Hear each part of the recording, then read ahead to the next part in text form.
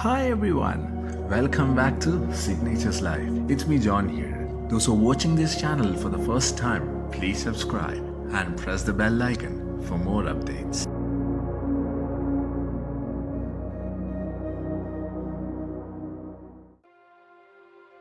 Galaxies are the largest thing in the universe.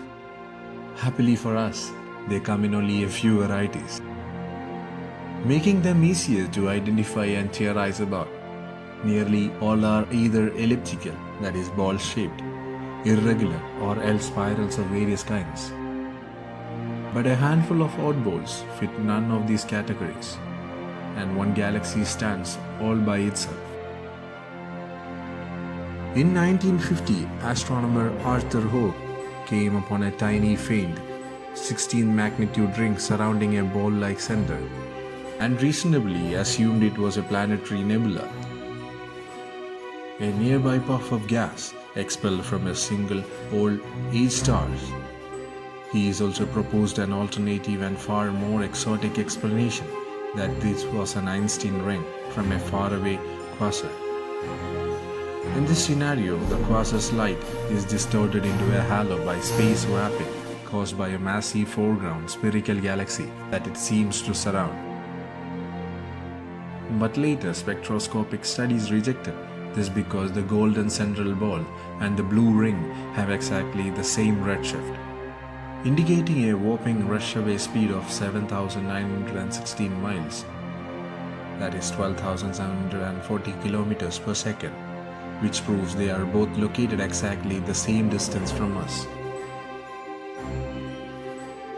Hoag also thought it possibly that this was one of sort of peculiar galaxy, and as if to prove that if you make enough guesses, you increase your chance of success. His last surmise was right. In 2002, the ultra-sharp optic of the Hubble Space Telescope revealed Hoag's object, as it is now called, as a perfect blue ring of stars, dust and gas, complete with knotty clumps that are unresolved star clusters. In other words, yes, this is a galaxy. The problem, of course, is that Hoag's object does not assume that familiar spiral pattern with arms wending their way inward to the order. Yellow stars that make up nearly every galaxy's nucleus. Instead, the nucleus sits all by itself in space, a whopping of 70,000 light years away from it. It separates by near nothingness, hovers that ring of billions of stars, planets. Hoag's object lies 600 million light years away from us in the constellation Serpens Capet.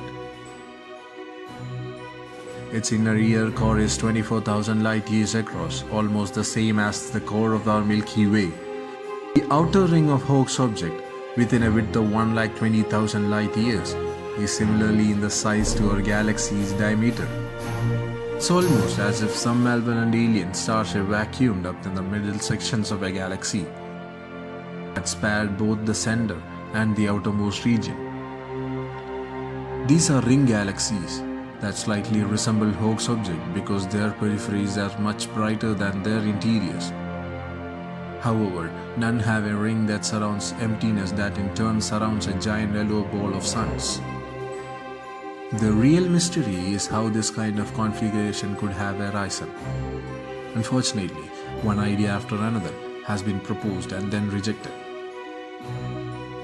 Other classic ring galaxies are believed to have resulted from a large disc-shaped spiral galaxy being penetrated and tidally disrupted by an invading companion. Collisions of this sort either result in wild distortions like M82 or the antenna galaxies, or a merger into a new elliptical shape like that of M87. Collisions can also create density waves, which computer simulations show can sometimes produce a bright outer ring, but a ring surrounding nothingness. A few extremely rare so-called Hoag-type galaxies can be found with difficulty, but all have differences, like some trace of spiral structure, or a nucleus that has a bar or an elliptical or disc-shaped. Hoag's object is unique in the cosmos.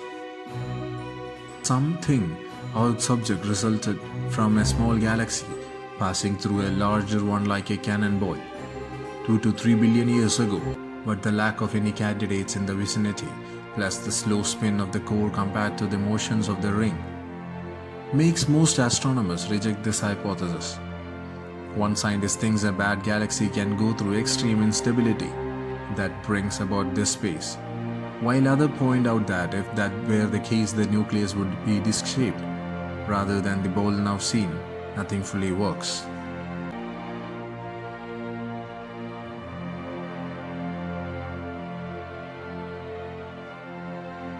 Thank you for watching.